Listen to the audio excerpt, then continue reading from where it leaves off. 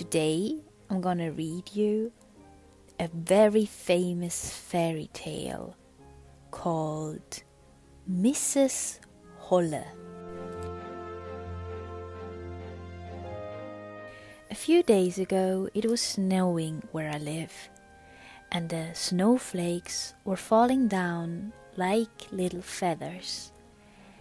It made me thinking about the fairy tale called Mrs. Holle. So they say once upon a time there lived a girl.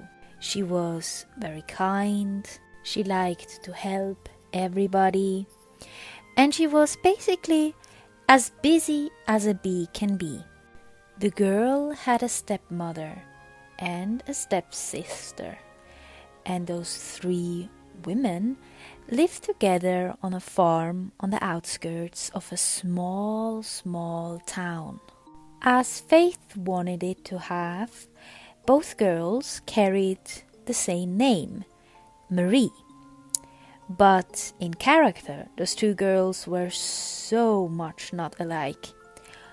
Our girl Marie, as I said, was really helpful, kind-hearted, and liked to help everyone. Her stepsister, on the other hand, was very lazy, didn't like to do chores, liked to sleep in as long as she could, and she was basically not helping at all on the farm. But the busy Marie was helping so good that she covered every day also the chores of the lazy Marie. The stepmother was kind, but of course she preferred her own daughter over her stepdaughter. Her daughter could do nothing wrong, while Marie got scolded for everything that she did a little wrong. But Marie loved her stepmother and also loved her stepsister. Our story begins on a very hot summer day, and Marie had the chore today to spin yarn. For that she needed a spindle, and with that spindle she sat down on the edge of a well. There it was cooler than the rest of the whole country. As she was working with the yarn, she stung herself on the spindle. As you may know, one side of a spindle has a needle. Quickly the blood came out of the little wound and soiled the yarn the busy Marie was spinning. With shocks she saw this. "Oh no, what should I do?" cried out, looking at the blood-smeared spindle. She knew that her stepmother wouldn't be pleased with her at all. This was a huge disaster. But as she was sitting on the well, she tried to clean it in the crystal clear water she had pulled up in a bucket. But as she was cleaning it, that stupid little spindle fell out of her hands and disappeared in the darkness of the well. "Oh no, this is a disaster! What should I do?" she called out and looked desperately around. But there was nothing that could help her. Not even the bucket could bring her back the spindle. And she knew her stepmother wouldn't be pleased at all. It was their only spindle, and money was quite tight. So what should she do? In her desperation, she did the only thing that came to her mind. She went up on the well and, without any second thought, she jumped into the darkness of the well after her spindle.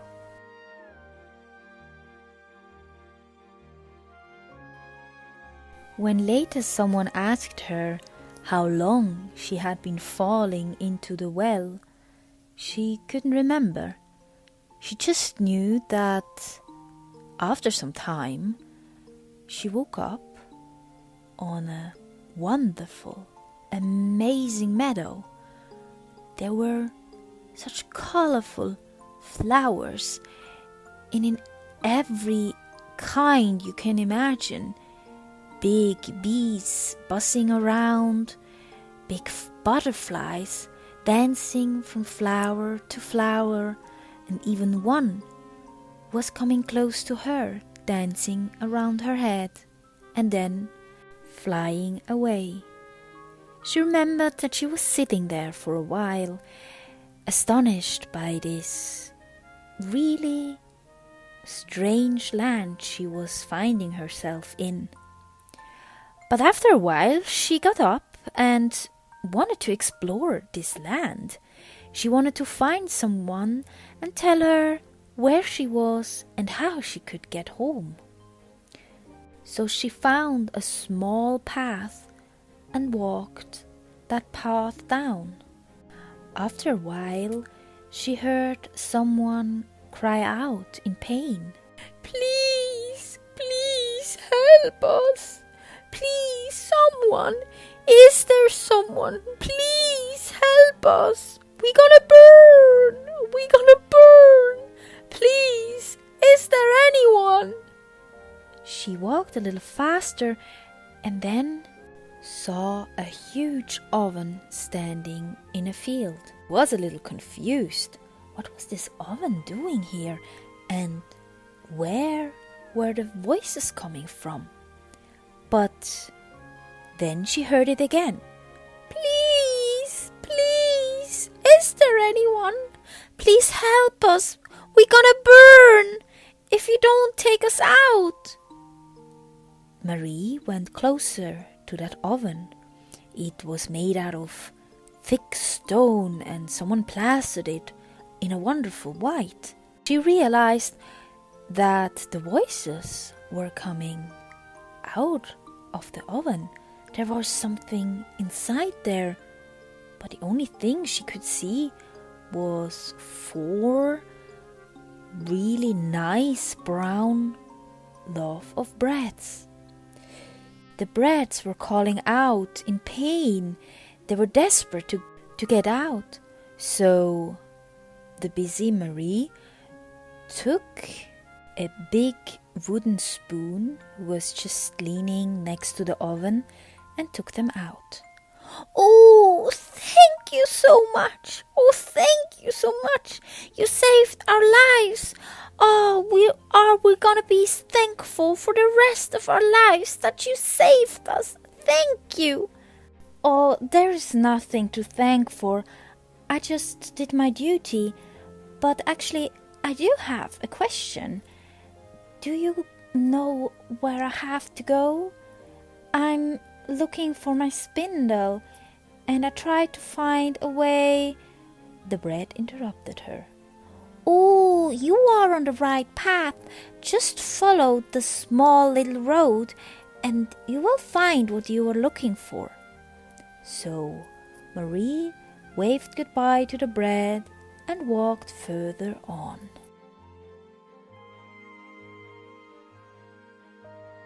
Soon enough, she heard another voice. "Help me! Is there anyone that could help me? Oh, it is so heavy! My poor back! My poor branches! Oh, it is so heavy!" Marie sped up her walking, and just as she came around the corner, she saw a huge apple tree loaded with thick, sweet apples. There were so many that the branches of that poor tree were touching the ground. And there were so many that there were more than he had leaves. So Marie went to the apple tree and she shook him. She shook all his branches, and all the apples fell to the floor. She gathered them up and put them in baskets. Oh, thank you, dear girl. Oh, I'm so thankful that you did that. I thought my branch is gonna break. Those apples were so big this year. Thank you so much. Oh, there is nothing to thank for. I just did my duty, and you seemed to be in really trouble. The apple tree smiled at her. Oh, but that was really kind of you. If I can help you with anything, I would be delighted to. Marie thought a little bit about it, and then she said, Well, I'm actually looking for my spindle, and I don't know where I could find it. Oh, you are on the right path. Just follow it more down. There you will find a house. Knock on the door. The person living there will help you. Thank you, Mr. Apple Tree. Bye. And she went her way to find that little house who would solve her problem.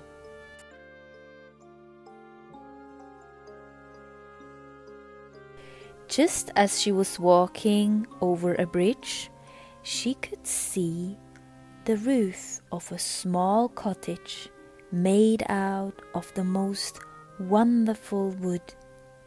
In front, it had a marvelous garden, and the little windows were blinking in the sunlight. She walked faster to get quickly to that little house, and she knocked on the door. She didn't have to wait long. The door opened, and in front of her stood a small elderly woman. She had a beautiful dress on, round glasses. Behind those glasses, blue eyes twinkled in kindness. And the woman had long white hair. Oh, I've been waiting for you, Marie. My name is Mrs. Holle, and I am so excited to finally meet you. Come in, come in. What are you standing outside the door? I have prepared for us some good afternoon tea with wonderful pastries. And if you need something cold to drink, there is fresh lemonade, ice cold, just for you. The old lady took her by the hand and led her to a wonderful little living room where there was a table with all the most wonderful pastries you could imagine. And the lemonade was the best lemonade Marie ever tasted. Marie didn't realize how hungry she had become, and she ate so many pastries until her belly was round as a ball. And the woman seemed so kind that Marie thought she was in heaven. When the last little crumb was eaten and the last drop of the tea and the lemonade was gone, Marie let herself fall back in the chair and patted her round belly. You know, Marie, I really need someone to help me with the housework here. I'm an old lady and I can't do this all by myself. I need some strong, young hands to help me, and I will reward your work when you decide to leave, and you can leave any time you want. Marie didn't have to think about that long. She agreed. Yes, she wanted to help the old lady because she seemed so nice, and if she really needed help, well, Marie wanted to give it to her. Mrs. Holle was very happy that Marie would help her, and she showed her her little room she will sleep in the time she would stay at Mrs. Holle's house. Marie never slept in such a soft bed, and as soon as her head touched the pillow, she fell asleep and had wonderful dreams.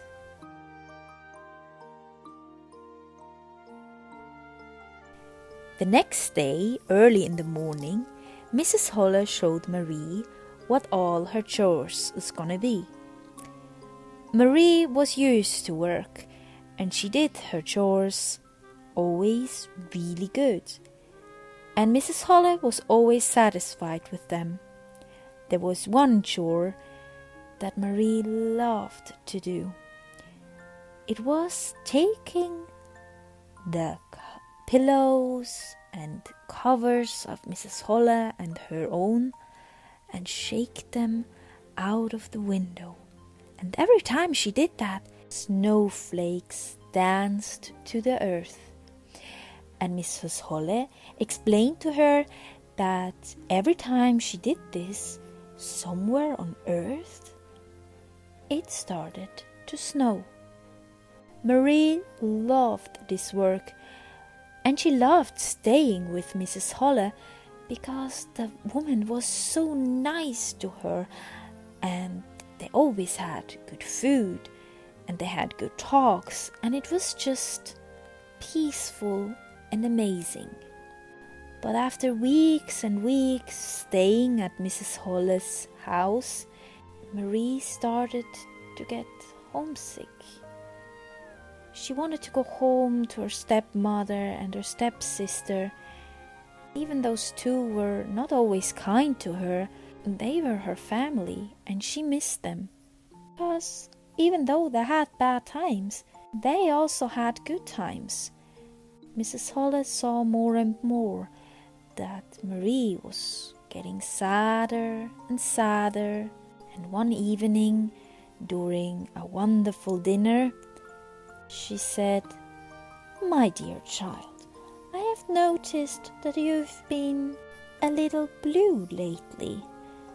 What is on your heart, my dear?" And then Marie told her everything, that she missed her family, that she missed the animals on the farm, and that she decided that she wanted to go home.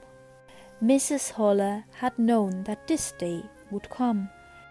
Even though she was really sad that Marie decided to leave her, she was also happy for her and thankful for all the good work she has done in her house. So she promised her in the morning of the next day, Marie could leave home and she would get her reward.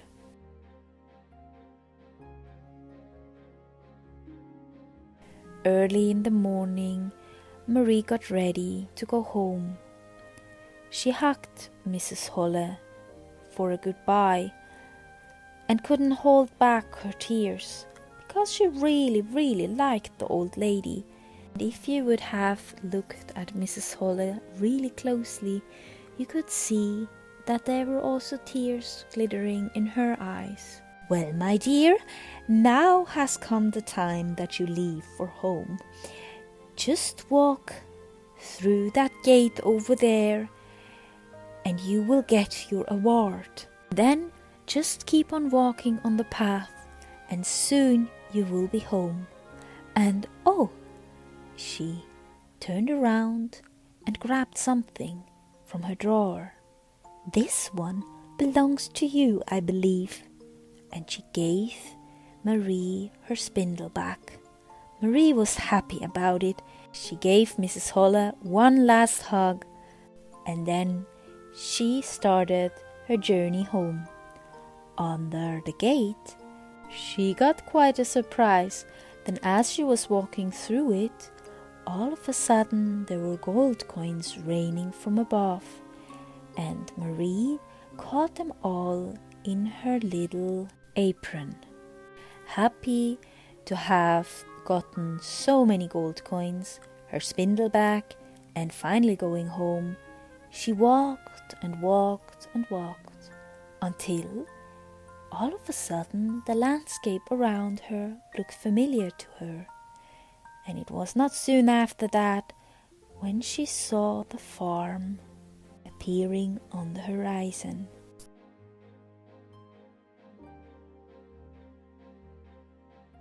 When she arrived at the farm, the rooster cried out, "Kikerikoo! Kikerikoo! The Golden Marie is back! Kikerikoo!" Marie went into the house where her stepmother and stepsister were just eating dinner.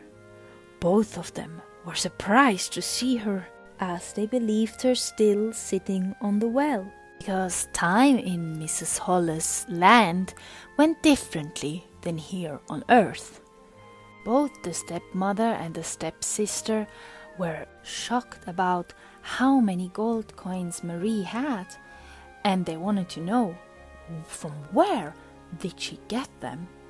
And Marie told them the whole story.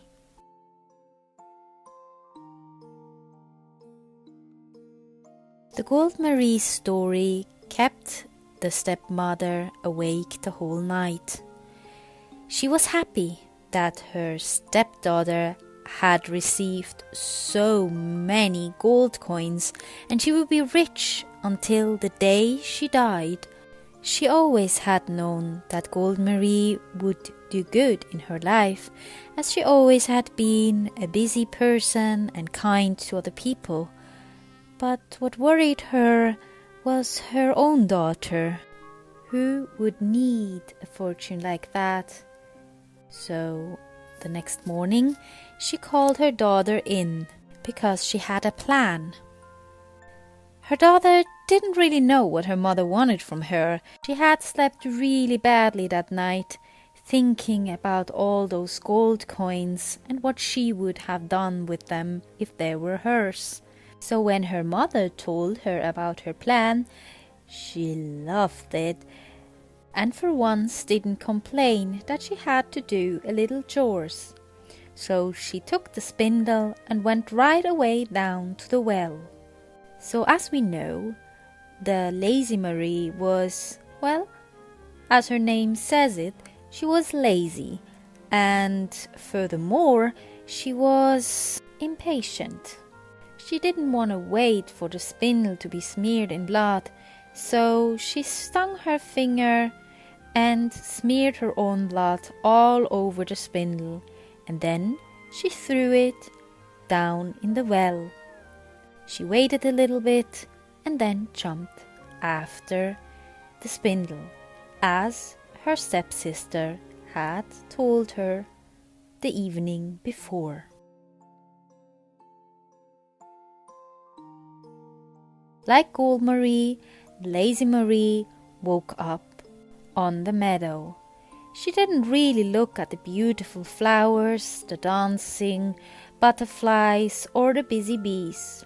No, she went up, brushed the dirt off her dress, and walked down the small path. Soon she heard someone cry out for help. "Help us! Help us! Please! Is there anyone? Please, we're gonna burn! Please, help us!" She walked to the oven and stood before it. "Well, well, well, I haven't thought that bread could talk. Please, please, get us out of here! We're gonna burn!" "Why are you crying for help? Help yourself! I'm not gonna burn my fingers on that oven. No, no, no, no. You can take out yourself." And then she turned her back on the screaming bread and went further down the path. And soon she heard the apple tree cry for help. "Oh, is there anyone? Please help me. Those branches are so heavy. I'm afraid the apple's gonna break my poor branches. Help me, is there anyone? The lazy Marie went to the apple tree, looked him up and down and down and up, and sneered, "Tch, helping you? It is not my fault that you have so many apples. I'm not going to break one of my beautiful fingernails on you, so you can help yourself. Your apples probably fall off by themselves." And without any further ado, she walked down the path, eager to get to Mrs. Holle's house.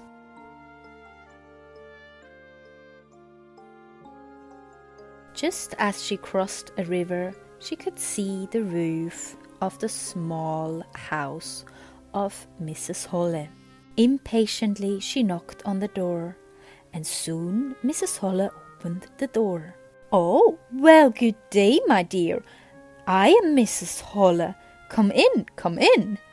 I have prepared some fresh lemonade, tea, and pastries for you to have some afternoon tea with me." Lazy Marie followed her inside the clean house and sat down on the table. She didn't even wait for Mrs. Holle to sit down. No, she just started to stuff her face with all the pastries, gulped down the ice-cold lemonade, and drank all the tea. Mrs. Holle watched her wordlessly. She never really encountered someone so unfriendly and bad-mannered, but she thought, no, I will give her time and another chance. So, as she had proposed to the Golden Marie, she proposed it to the Lazy Marie as well. "My dear," she started, while the Lazy Marie was leaning back in her chair, one hand on her round belly full of pastries. "I am old and this house is quite big, and I would be really grateful if I had another pair of hands for helping me around here. I promise you, you will get a reward you deserve for all the work you will do." The Lazy Marie didn't really listen to Mrs. Holle.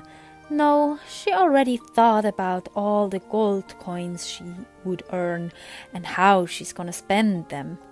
She agreed to help Mrs. Holle, and soon she found herself falling asleep in the most comfy bed she ever had slept in.